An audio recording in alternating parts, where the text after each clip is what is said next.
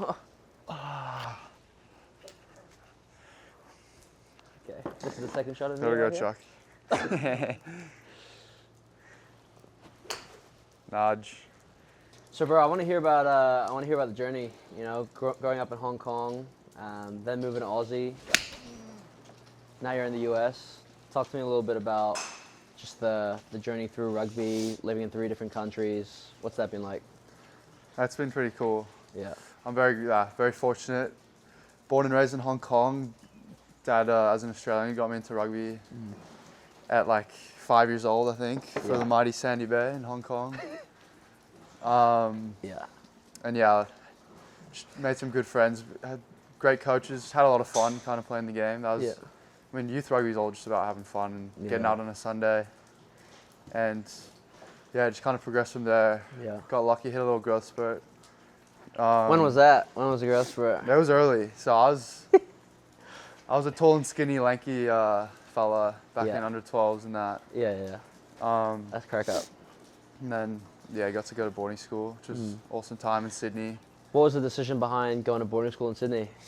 Different culture, different opportunities, sports-wise and education-wise. Just Hong Kong's such a small city; it's a bubble. Yeah. And just exposure to some bigger opportunities, especially with rugby as well. Yeah. And Is it Riverview or Riverside? Riverview. Yeah. So when you got to Riverview, you know, obviously exposed to a higher level of rugby, bit more serious than, you know, what you've been used to, and then, you know, you've made some cool connections while you were there. What was that like, I guess, in terms of, you know, Hong Kong's a pretty tight-knit community, and then you move over to Aussie for boarding school. Did the family come with you, or was it just you that head to Aussie? So it was just me. Family stayed in Hong Kong, and I had grandparents, cousins there, and that helps a lot, having family on that side. But yeah, I mean, it's tough at first, a bit homesick, but rugby and sports definitely was like awesome. Just met some great fellas, had a lot of fun. Had some great coaches. That was kind of first exposure to proper high-level rugby, and watching high-level rugby playing. Watching the first team when I was in grade 9. There was like 10,000 people at the games. I was like shocked that people cared this much about high school rugby like I did at the time. And kind of aspired to play in that one day, and then eventually did, which was awesome. Who are the rival school? So Joey's, St. Joseph's. They're the big rivals. Yeah. Beat them once and lost twice in the first to them, unfortunately. But big crowds. Had 15,000 at one of the games, which was cool. Nuts. That was fun. Yeah. Lost that game, but it's pretty just a bunch of sick experiences. How did, I guess, the opportunity or the decision to go from Australia to the US, like how did that all come up? Were you tempted to stay in Aussie, or? I always wanted to come to Cal. Honestly, like since 9th, 10th grade. Really? My grandpa went to Cal for grad school. My mom grew up 30 minutes from Cal. Yeah. Auntie and uncle live, 30 minutes away. So I have a lot of family ties here, and obviously it's such a good university, education-wise. And also such a good rugby program, storied rugby program for years. I think that was always kind of my path, and being an American, getting involved in the American rugby setup as well while staying involved with Hong Kong. That was always kind of the plan, the goal. And so did you reach out to Coach Clark and Coach Billups, or? Yeah, I just got their contact info, sent an email, expressing interest, like introducing myself, tried to sell myself a bit, had a resume, highlight reel. I wasn't really sure what to expect, and reached out to a few of the Cowboys who are already kind of here to get some advice, and they helped a lot, especially Mac Fell. And then, eventually they showed interest. We hopped on a few calls, and did you ever come for like a visit, or nah? No, only after I was already admitted in. So I hadn't come before. Just talked to a bunch of the boys who were here, and they all said that they loved it and would highly recommend coming here. And that was kind of all I needed to know, really. And that's dope, dude. Yeah, but actually, so there's photos of me at 10 years old in a Cal T-shirt at one of the basketball games because we were in Berkeley. Really? Yeah. Yeah. Came here on a lot of summer holidays, so yeah. Loyal since day one. I'm a Bear since day one. Yeah. So you get to Cal in the spring semester, a couple months later than the rest of the boys. I guess you made your first year here was pretty cool. Like you came in late and then ended up starting in a national championship final. What was kind of your mentality coming into that year, and I guess that 6-month journey of coming in late, earning your way to a starting jersey, and I don't know if I've actually told you this, but like I definitely thought you were the best player during the natty, like on our team. Appreciate it. Yeah, like what was kind of and you were young, you were like 17, weren't you? 18? When I arrived, I was 17. 18 in the natty. Yeah. Yeah. So youngest kid on the team. What was, I guess, the mentality, or did you always just have confidence that you were, Honestly, I can't say I was like fully confident. I just wanted to get here and rip in. Like I didn't know what to expect really. Cal's really highly touted as such a good rugby program, great players, and before coming here I didn't know what to expect. I assumed the level would be super high, which it is. So I was kind of just excited to get here and just have some fun, and the guys are so great that it was really easy just to mix in with the culture and the teamship, and obviously rugby kind of takes care of itself, and just kept the head down, worked with the coaches, which was awesome. They were very good at just getting me involved straight away, giving me game time. They always backed me, which felt really good, and just do it every day in training, do it in the games. Head down, try hard. 100%. No secret sauce really. That's it. Yeah. But it was an awesome first year, with a very bittersweet ending, obviously.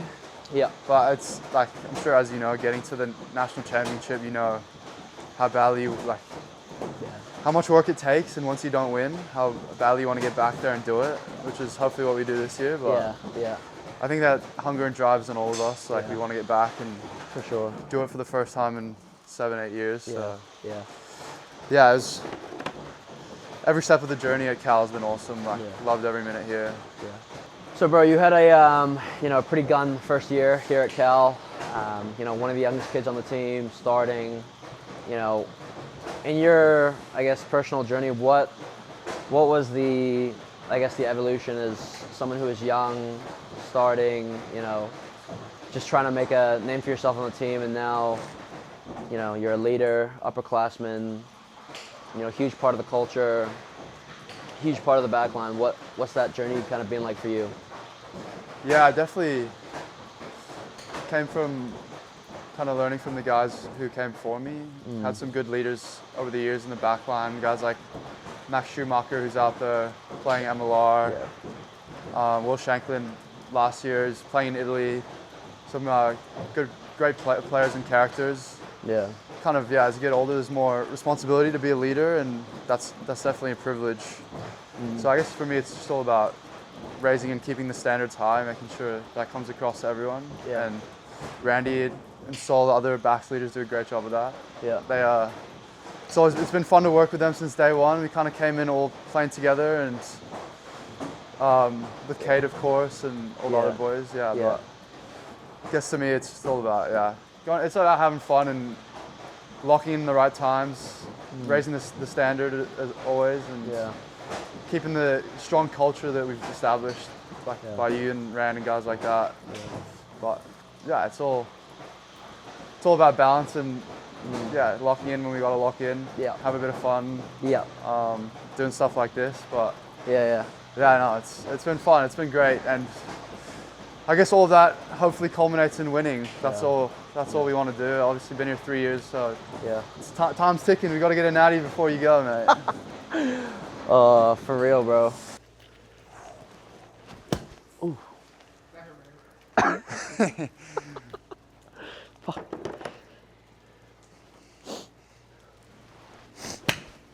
Bo.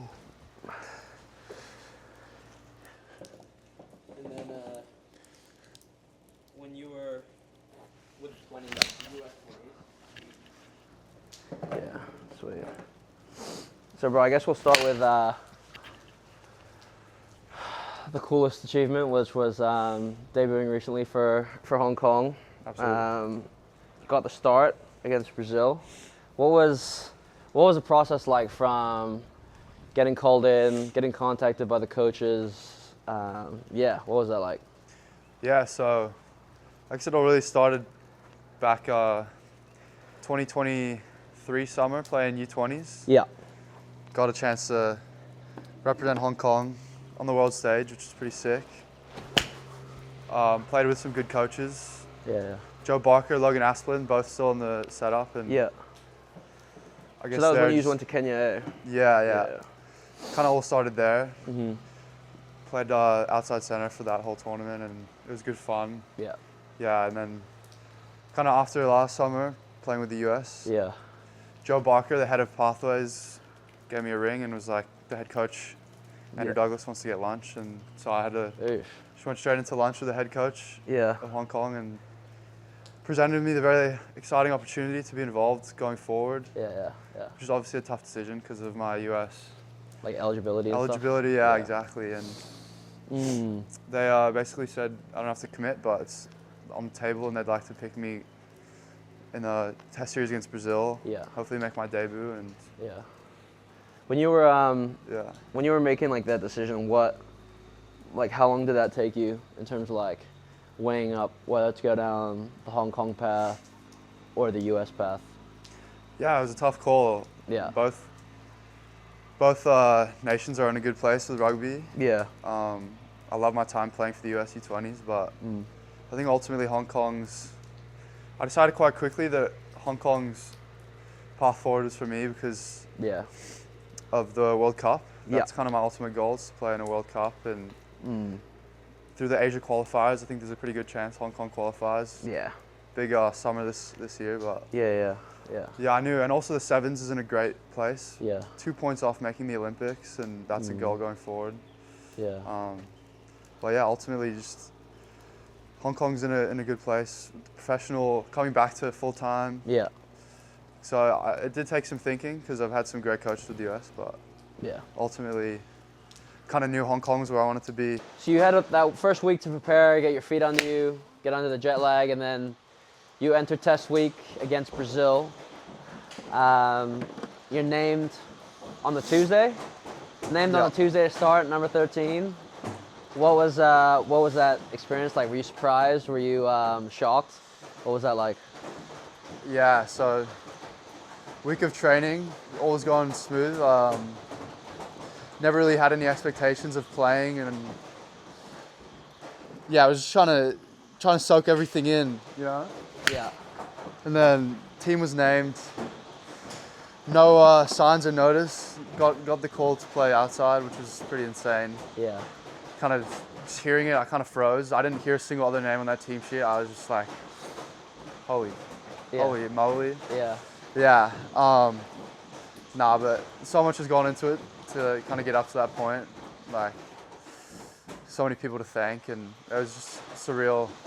The whole week leading up, like, it gave me a lot of confidence, like a lot of nerves, obviously, like being the young one, but it gave me a lot of confidence, like kind of reminded me I'm picked because I deserve it, not just because So, it was cool. It was a really special moment, getting called. Going home that night with my parents, they had a few wines to celebrate for me, which was cool. Oh, that's awesome. Just seeing the smile on mom and dad's face who've been there the whole journey was kind of the best part. Yeah. Did you call them right after the meeting, or did you wait till you got home? I waited. I want to tell them in person. Wait till I got home. Kind of came home a bit stoic, and then dropped the news, and they were like freaking out. It was special night. I'll remember that. Yeah, forever. That's awesome, man. Yeah. That's dope, bro. Let's go to talk me through test debut day. So you show up to Hong Kong Football Club Stadium, very familiar ground for you. Kicking off against Brazil, starting at center. What were the feelings like? Yeah, I mean, obviously it was kind of the biggest game of my life up to that point. So definitely a lot of nerves, but all the coaches told me they backed me, all the players told me they backed me. So kind of all that was left to do was play and yeah, just get excited. A lot of family in the crowd, so yeah, no, it was pretty surreal, the whole process. Bit of a blur now, but yeah, it was cool. One of the best days of my life.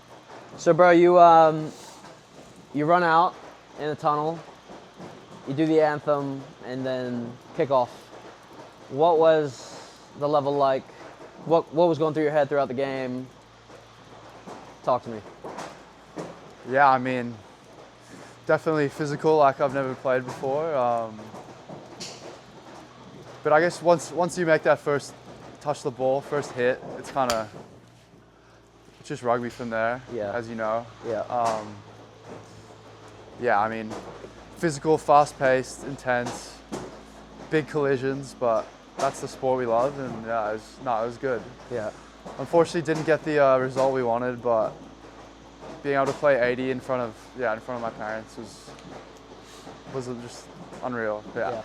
I mean, yeah, like didn't get the result that first week, but managed to turn it around the week after in much worse conditions, in the rain, against some big boys. Like, what was kind of that week like in terms of trying to turn that result around? And what was the feeling like actually winning in your second test? Yeah, it was pretty surreal being exposed to like that level of analysis and detail, going from game to game, like fixing all the stuff that we made mistakes around and making adjustments, and they paid off and they worked. The boys worked really hard, throughout the whole week, and we knew exactly what we needed to do to win. We drilled it over and over, and got it done, and it was awesome. Some good scenes in the sheds after getting the trophy. That was cool. Signed my first autograph, which was fun. Didn't even have an autograph. Didn't know what to do, but it was cool. Yeah, it was cool. That's dope, dude. 13, 12, wing. Like, are there any guys currently in like at the top of the like world class centers that you look up to, or is it just like you take a bit from everyone? I take a bit from everyone. Yeah. I love watching Super Rugby as an Australian. Shout out to Henry O'Donnell. Was my centre partner in 11th grade. Started 3 games in a row for the Waratahs, so he's a gun. Gun 13. Yeah. But I think Leonard Cattell, he's a stud. Yeah. Just like not the biggest bloke, but uses his feet so well. Like defensively, just chopped every time. Doesn't miss a tackle. Yeah. I think he's a stud. Yeah. As a kid that grew up in Hong Kong, it all goes well. Hong Kong qualifies. You go to the World Cup in Aussie. You've got that. Your family's originally from Aussie.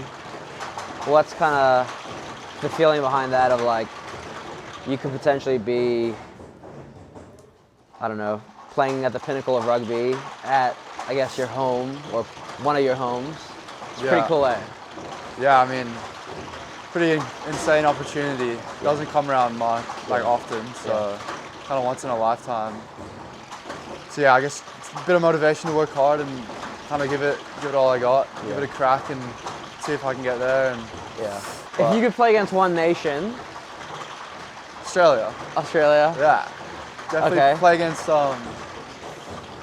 against kind of idols, guys I've watched growing up. Yeah. And also maybe the US, a couple of the boys from Cal in the mix, so that'd be kind of cool, yourself included. So bro, obviously, a couple big teams that you're trying to make, on a national level. There's a huge prospect for the Hong Kong 15s team. They have that challenge of qualifying for the ARCs or qualifying for the World Cup through the ARCs this year. Big season for Cal. What's kind of, I guess, what's your mentality these next 6 to 7 months? Yeah, of course there's some bigger goals there. Wanting to win a national championship, make a couple teams play for Hong Kong, get a few more caps, but kind of all that comes from just taking things day by day. Yeah. Just focusing on each training session, each lift here at Cal.